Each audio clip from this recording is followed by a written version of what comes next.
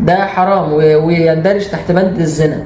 كل واحد يوم القيامة هيمسك كتابه بإيده، هو أصلا عقله، هو أصلا مريض عقليا، هيسمع كلامي؟ أكيد لا. السلام عليكم ورحمة الله وبركاته. ازيكم يا جماعة، عاملين ايه؟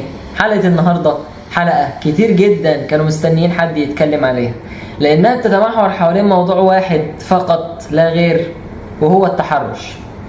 حلقة غاية في الأهمية، حلقة هتكلم فيها باختصار ازاي نبطل نعلق أخطائنا على غيرنا. طيب، الحلقة دي أنا هقسمها لثلاث تتلات. كالعادة كنا بنقسم الحلقة بتاعتنا لجزئين، جزء أول وجزء تاني، إنما الحلقة دي هتكلم فيها في 3 أجزاء مش جزئين بس. أول جزء هكلم فيه إخواتي الشباب، تاني جزء هكلم فيه إخواتي البنات، تالت جزء هجمعكم انتوا 2 على بعض وهديكوا درس. فيلا بينا نصلي على النبي ونبدأ الفيديو.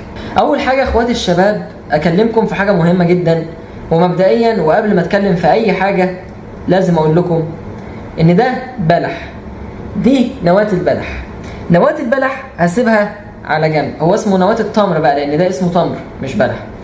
النص الأولاني والنص الثاني بحطهم هما الاثنين جوه بعض كده، بيبقوا معاك نص أولاني ونص تاني مع بعض. بتجيب أي علبة قشطة، أي علبة قشطة، تمام؟ تقوم مغمس حتة كده، استنى كده،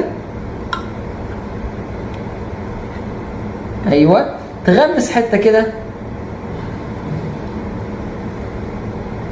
بس. يا جماعة الموضوع بسيط جدا. اخوات الشباب، أحب أقول لكم أنت مالكش دعوة بلبسها، مالكش دعوة هي بتلبس إيه، مالكش دعوة هي ماشية إزاي، مالكش دعوة هي بتحاول تلفتك إزاي، مالكش دعوة بأي حاجة. أمال ليك دعوة بإيه؟ عليك بنفسك.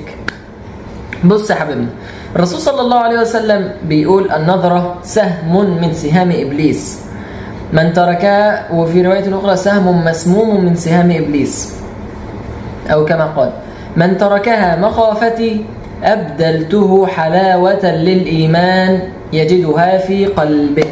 طيب، يعني أنا دلوقتي شفت بنت ماشية في الشارع لابسة لبس مش حلو، متعمدة إن هي تلفت نظري، مشيتها لا تمت الاحترام، بص فيها كل عبر قلة الأدب، أنت مالكش دعوة. لو أنا بصيت لها جه سهم في قلبي من سهام إبليس. وعلى فكرة تفكرش إن السهم ده بيدخل وبعدين بيرجع تاني، لا، السهم ده بيسيب نكتة، نكتة ورا نكتة ورا نكتة ورا نكتة ورا نكتة، لحد لما قلبك يكون اسود. بس ما بص، قلبك لا بيخشع ولا مش عارف ايه، وفي الاخر تقول وانا ليه ما بتأثرش لما بسمع قرآن، وانا ليه ما بقتش عايز اصلي، وانا ليه ما بقتش برغب في التوبة. ما هو من ده الاصل، تمام؟ والباقي خش وخص. المهم، لما انت تيجي تقول لي انت مش شايف هي لابسه ايه، انت مستنيني انا اقول لك ايه؟ ما انا هقول لك مالكش دعوه، مالكش دعوه. انا عايزك تبطل انك ترمي حججك واعذارك الفاشله على غيرك. عليك بنفسك، انت مالكش دعوه بلابسه ايه، ليك دعوه ان انت تغض بصرك كما امرك الله عز وجل في القرآن الكريم، قل للمؤمنين يغضوا من ابصارهم. فانت بتعمل باللي ربنا سبحانه وتعالى قال لك عليه، انك تغض بصرك. والله لابسه ايه ولابسه ايه ومش لابسه ايه مش بتاعتك، بتاعتها هي، اللي هي دي بقى تعالي لي بقى. لا، ده الجزء الثاني بقى، جزء البنات. بصي، انا عارف انه مش قصدك، انا عارف انه مش قصدك، ولكن نصيحه لبعض البنات، ونصيحه يعني لكل، ممكن تكوني انت بتعملي حاجه من دول وانت مش واخده بالك، عشان خاطر ما حدش يهاجمني ويقول لي انت ضد البنات. والله انا ما ضد، انا ضد نفسي، انا ضد نفسي، تمام؟ ما تحاوليش انك تلفتي الشباب بلبسك، ما تحاوليش انك تلفتي الشباب بطريقه مشيتك، ما تحاوليش انك تلفتي الشباب بنظراتك او بلون عيونك، تمام؟ ما تحاوليش انك تلفتي الشباب بطريقه كلامك او بصوتك الشتوي، يعني مثلا ياسمين عبد العزيز، مالناش دعوه بالكلام ده كله، تمام؟ انا عارف ان ممكن ما يكونش قصدك انك تلفتي الشباب، يعني واحده ممكن تقول لي طب انا لون عيني كده، اعمل ايه يعني؟ ما انا ما قلتلكيش اعملي حاجه. ولكن بلاش انك تمسكي لي التليفون واللي هو ملهاش لازمه، والله ما ليها لازمه انك تفتحي التليفون وتشغلي فلاش التليفون وتبرقي، انت بترعبيني، ما فيهاش اي حاجه حلوه. ولذلك ملهاش لازمه الحركات اللي زي دي.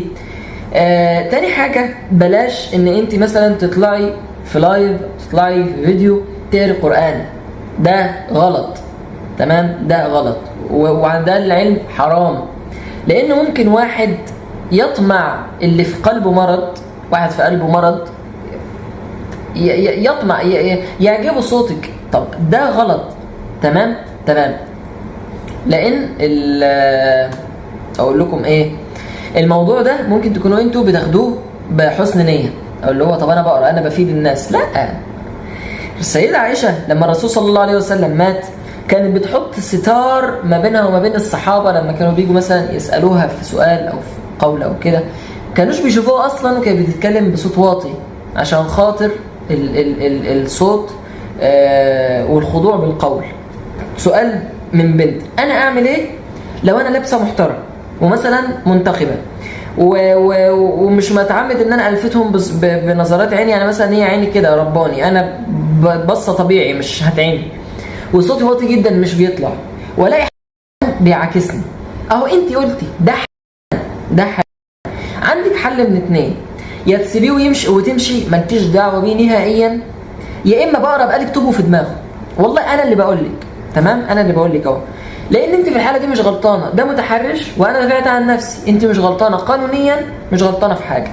يا اما تسيبيه ويمشي، لقيتيه اتمادى، والله بصي اقرب حاجه ان شاء الله تلاقي عمود خرسانه شيليه ارميه عليه، انتوا قد يعني 600 راجل، تمام. نيجي بقى على الجزء الثالث والاخير، وهو لكلتا الطرفين، للولاد وللبنات. انتوا اتنين ركزوا معايا في الكلام اللي انا هقوله دلوقتي. كل واحد يوم القيامه هيمسك كتابه بايده، محدش هيمسك كتاب التاني، ومحدش هيتحاسب بدل التاني، ومحدش هيتحاسب بذنب التاني.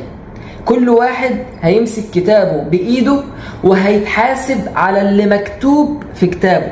انا مش هتحاسب على اللي مكتوب في كتابها عشان هي طالعه من البيت حاطه برفيوم، او حاطه، او بالمناسبه نسيت اتكلم عن بند البرفيوم، ان كده اصلا يعني ده حرام ويندرج تحت بند الزنا، فحرام اصلا انت تطلع حتى حاطه برفيوم او حتى بس فلاش، ده اطلاقا، تمام؟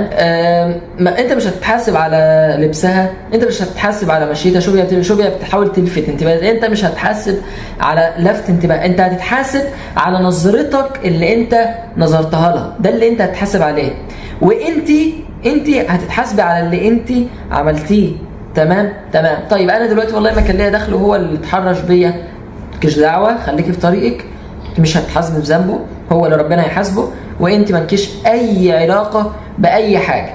فيا ريت يعني معلومتي او فكرتي تكون وصلت لكم، وهي ان احنا نبطل ان احنا نعلق ذنوبنا ونعلق شماعاتنا في دواليب بعض، كل واحد يخلي شماعاته في دولابه.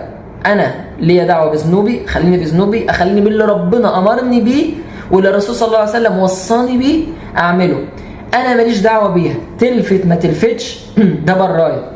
وانت اعملي باللي ربنا امرك بيه، ولا قل المؤمنات يغضضن من ابصارهن، اعملي اللي ربنا امرك بيه، وقل المؤمنات يدنين عليهن من جلابيبهن، اعملي اللي ربنا امرك بيه، وملكيش دعوه باي انسان يتحرش ما يتحرش. في بعض البني ادمين كده عقولهم دي مريضه، حرفيا عقول مريضه، هم لو لقوا خشبه ماشيه بس لابسه اسود هيتحرشوا بيها عادي جدا، تمام. فمالكيش دعوه بالناس اللي زي دي. احنا دلوقتي بقينا في عالم الا ما رحم ربي، بدون ما اقول اي الفاظ يعني، فبلاش ان احنا نتكلم في حاجات زي دي، لان احنا حاجات ملناش دخل فيها. يعني انا ماليش ان انا اقول واحد زي ده هو اصلا عقله، هو اصلا مريض عقليا، هيسمع كلامي اكيد لا. فاحنا ملناش دعوه بالنوعيه دي خالص، اعمل ربنا سبحانه وتعالى امرك بيه، واعمل اللي الرسول صلى الله عليه وسلم وصاك بيه، مالكيش دعوه بالنوعيه دي خالص. وان شاء الله ربنا يسهل حسابنا ان شاء الله، كلنا ندخل الجنه. وبس كده انتهت الحلقه بتاعتنا، اتمنى تكونوا استفدتوا مني. استنوا الحلقات الجايه، صلوا على النبي. بحبكم في الله. سلام عليكم.